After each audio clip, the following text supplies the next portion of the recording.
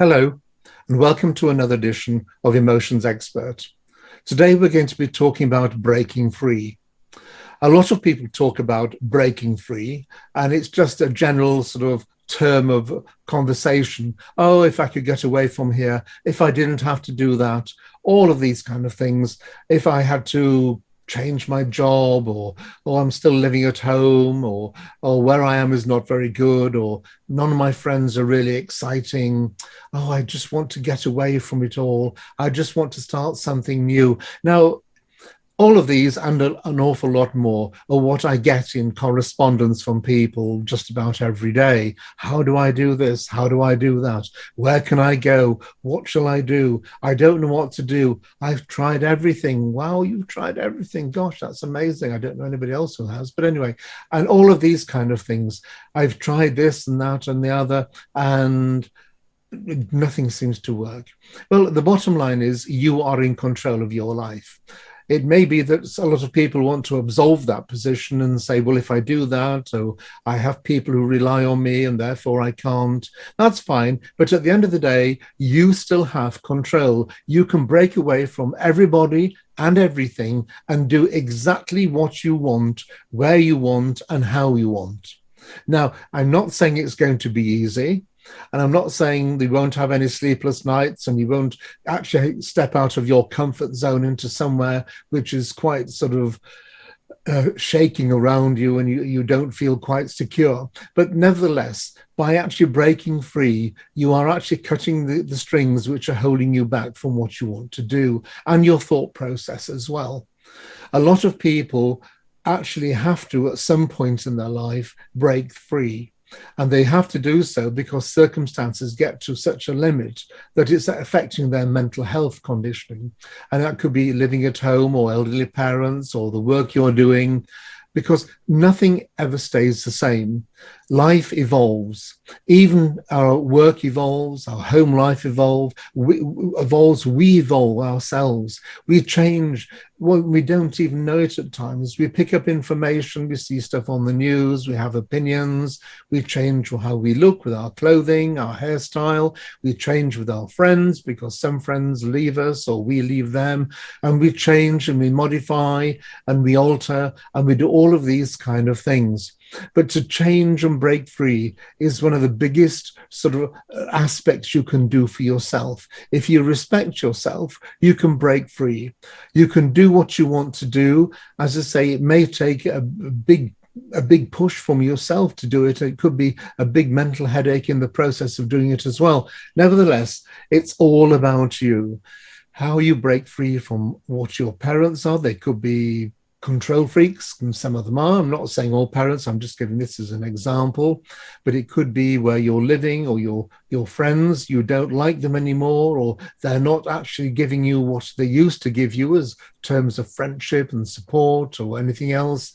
Or maybe you've actually progressed and you've actually progressed beyond where they have progressed in life, and therefore what they're coming up with isn't as quenching within you as it used to be. They aren't as fun as what they used to be, and they are just, in fact, people you're using because it's better than being on your own and you don't want to be lonely. Yet at the same time, you're getting upset and feeling lonely even in their company because you crave their company. And then when their company comes around, you think, oh, I want to go home, I want to go home, I want to go home, because it's not satisfying you. And this is not an uncommon thing. But to break free is to actually break from conditions around you. Sometimes it could be your religion. It's dictatorial. You've got to do this. You've got to do that. You have to do this. If God, you don't do this, God won't love you. He will cast you into the fire of hell, and all of these stupid things. It's not true, but people do believe it because they're brainwashed and they're unhappy. And how can you be unhappy if you have a religion which is good and loving and kind and honest and genuine and caring? It's not. Otherwise, you wouldn't be like you are. And by the same token, this is your culture. Oh, I come from my culture, and this culture does this and this and this. Fine. But that doesn't have to mean you're actually not liking it. You're unhappy. Because if you are unhappy in your culture, there's not much point in doing it. I mean, if you want to step in and out at your leisure, do so. You are in charge of that. Nobody around you. Well, if I don't, my parents will get upset. I shall let the family down. What rubbish that is. Upset. If your parents love you, they'll understand you. If your parents don't love you and you think you're an object they can control, then there's not much love there, is there? And the same with anything else. You let the family. What have the family got to do with your life? They don't pay your bills. They don't give you any support of any description. You know, they are there doing what they do, and they may love what they do.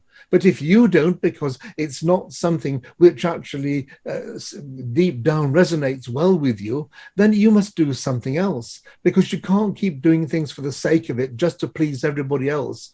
And just saying something of that nature is that if you go around pleasing other people and you please everybody else, you end up being nothing to yourself. End up being somebody who is not well looking after themselves, not well placed mentally, and your mental state is going to sort of falter and go aside.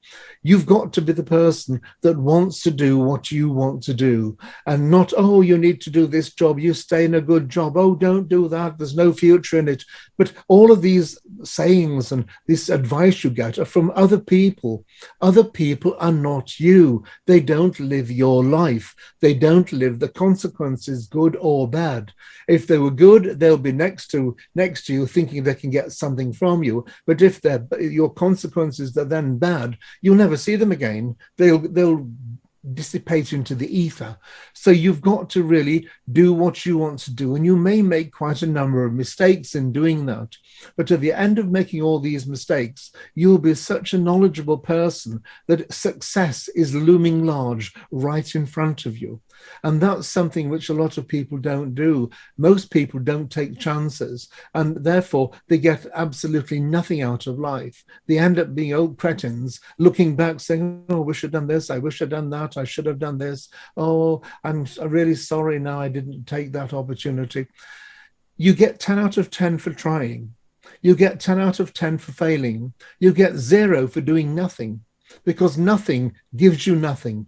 It doesn't give you anything at all. If you fail, you end up with more knowledge because you've been through it and you've come out of it. And some people fail time and time and time and time again. But you must mix with friends who will support you. They may say, look, I don't know what on earth you're doing. It's way beyond my comprehension. But whatever it is, you're my friend and I support you. So I've said it and that's it. But if you have friends say, oh, I wouldn't do that. Oh, I don't know how you can do that. Are they really the people you want to have around with you?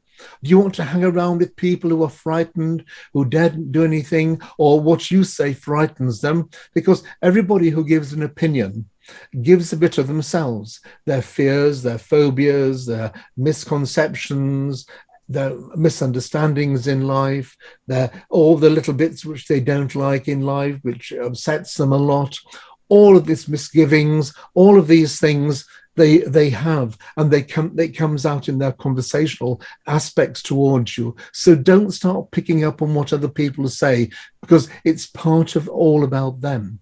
And all about them is just that. It's nothing to do with you. And they may give you advice from the best wills and wishes, but at the same token, it's still about them. And those people that do actually hold you close and dear and want you to succeed will give you support unconditionally, because they just think you're worth it. You're worth that person of doing that and getting some good positivity out of the whole thing. In going forward, in breaking free, you've got to break ties sometimes, and you will upset quite a lot of people, because it's not because you physically upset them. It's because those people are selfish, self-centered, thoughtless, insincere, cold-hearted, and mean. And what you've done is you've broken the spell. You're no longer doing what they want you to do. And now that's thrown them into a quandary. What do they do now? Do they throw a tantrum at a tangent and do all of these things? Possibly they do. Do they not speak to you again? Well, so what? If they don't speak to you again, you don't need them anyway. And all of these things, you've got to break free and do what you want to do and do it when you want to do it. And you will find the moment you start to do that, a new life will emerge. A new thought process about life and who you are and what you want to do will come to the fore, and you'll be a far, far better person. So in future, when you want to break free, put your money where your mouth is and break free and do whatever you have to do so, because you will thank yourself at the end of the day, because life will be 1,000 times better.